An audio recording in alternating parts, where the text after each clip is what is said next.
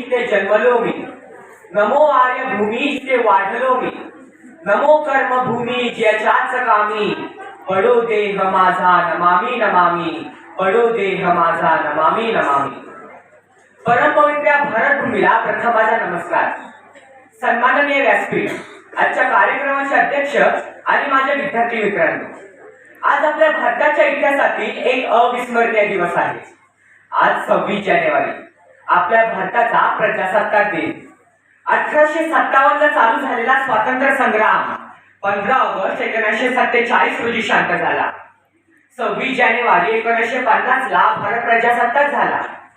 देशाला घडवणारे वीर, संविधानाचे शिल्पकार आणि आपल्या देशाच्या स्वातंत्र्यासाठी बलिदान दिलेल्या शहीदांना आज आदरपूर्वक स्मरण करण्याचा दिवस आहे. मित्रांनो, संविधान आपल्या देशाचा पाया आहे.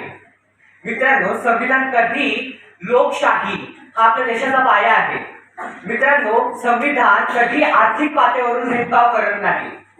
मित्रांनो, आपल्या देशाच्या स्वातंत्र्य चळवळीत अनेक महापुरुषांनी आपले जीवन समर्पित केले.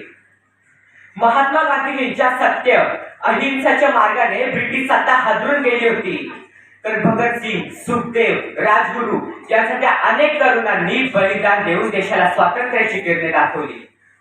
कारण त्यांचे ध्येय फक्त एकच होते, मुझे ना तन चाहिए ना धन चाहिए, मुझे ना तन चाहिए ना धन चाहिए, बस अमन से भरा ये वतन चाहिए. जब तक जिंदा रहूं इस मातृभूमि के लिए, और जब मरूं तब तिरंगा कफन चाहिए, तब तिरंगा कफन चाहिए. खरं तर माझा भारत छत्रपती शिवाजी महाराज, आंबेडकर, महात्मा गांधीजी, स्वातंत्र्यवीर सावरकर यांचा आहे. त्यांना किती अभिमान वाटत असेल ना. पण आपण कुठेतरी विसरतोय की आपल्या भारताला स्वातंत्र्य मिळून इतकी वर्ष पुण्यात सुद्धाही आजही माझा भारत विकसनशील देशच आहे. आज आपण 21व्या शतकातील भारताकडे पाहिलं तर असं वाटतं आपला भारत देश कुठेतरी हरवलाय. लाखो लोकांच्या प्राणार्पणातून जन्माला आलेल्या या स्वातंत्र्याचा आपण पुरेपूर उपभोग घेत आहोत ना, की या स्वातंत्र्याचा अतिरेक होतोय. कारण आपल्या पूर्वजांनी फक्त प्राणांची आहुती देऊन स्वातंत्र्य मिळवून दिले नाही, तर कित्येक आदर्श तत्वज्ञान आपल्याकडे ठेवून गेले. पण ही जीवन मूल्यास पायदळी तोडवताना दिसतात. ज्या गांधीजींनी आम्हाला सत्य अहिंसा शिकवली, त्यांची शेवटी हत्या करण्यात आली.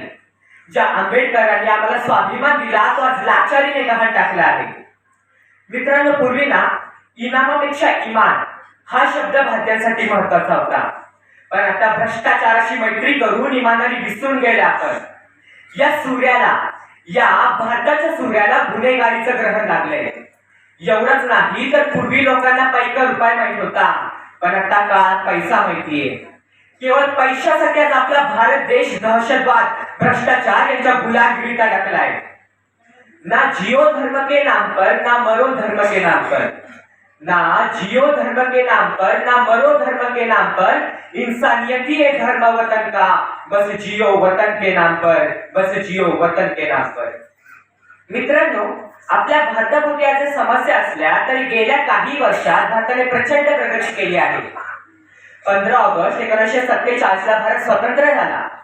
26 जानेवारी 1950 ला भारत प्रजासत्ताक झाला. 1991 मध्ये भारताने व्यापारीकरण स्वीकारले.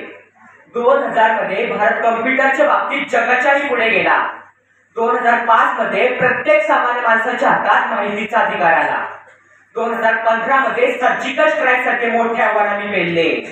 2020-21 मध्ये कोरोना सारख्या महामारीवर आम्ही विजय मिळवला. आणि 2023 मध्ये चंद्रयान-3 ची मोहीम यशस्वीपणे पार पाडून चंद्राच्या दक्षिण ध्रुवावर पोहोचणारा पहिला देश म्हणून भारताचे नाव जनामत झाले. मित्रांनो, भारताभोवती खूप समस्या आहेत, तरी भारताने प्रचंड प्रगती केली आहे. जगातील सर्वात मोठी लोकशाही म्हणून भारत ताठ मानले उभा आहे. कारण भारतीय माणूस शून्यातून स्वर्ग उभारणारा आहे. जब मुल्ला को मस्जिद में राम नजर आए, जब पंडित को मंदिर में रहमान नजर आए, सूरत ही बदल जाए दुनिया की, अगर इंसान को इंसान में इंसान नजर आए, अगर इंसान को इंसान में इंसान नजर आए. मित्रांनो, एक खरा देशभक्त म्हणजे काय? एक खरा देशभक्त ते आहे जे सरहद्दीवर लढत आहे, आपल्या प्राणांची पर्वा न करता देशाचं रक्षण करताय. एक ते देशभक्त आहे जे महामारीच्या काळात सुद्धा कर्तव्यनिष्ठ राहतात आणि आपल्या सर्वांसोबत उपस्थित आपलं भविष्य उज्ज्वल करण्यासाठी सतत कार्यरत असणारे शिक्षक हे देशभक्त आहेत. मित्रांनो, आपण अपयशाकडून यशाकडे वाटचाल करतच आहोत. 1 अब्ज लोकसंख्या ही भारताची शक्ती आहे. अशक्य त्यामुळे काय आता? मित्रांनो, जर आपण सर्वजण एकत्र येऊन वसुधैव कुटुंबकम या न्यायाने जर वागलो तर एक दिवस आपण नक्कीच उंच टोकावर असू. आओ कांटों में भी फूल खिलाए धरती को स्वर्ग बनाए. आओ कांटों में भी फूल खिलाए धरती को स्वर्ग बनाए. आओ सबको गले लगाए हम प्रजासत्ताक का पर्व मनाए. हम प्रजासत्ताक का पर्व मनाए. जय हिंद, जय भारत.